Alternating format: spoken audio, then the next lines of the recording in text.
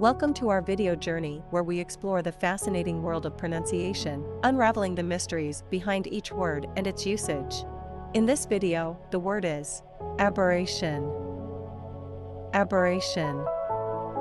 Aberration.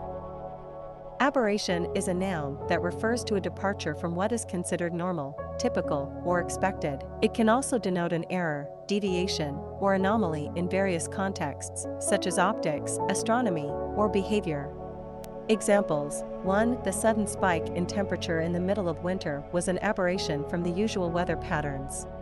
In this sentence, aberration describes the unusual and unexpected temperature increase.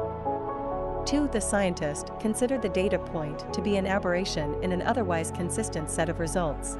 Here, aberration refers to the data point that deviated from the expected pattern in scientific data. Stay tuned for more linguistic wonders and join us in unlocking the magic of language. Thanks for watching, and until next time, keep speaking, writing, and embracing the beauty of words.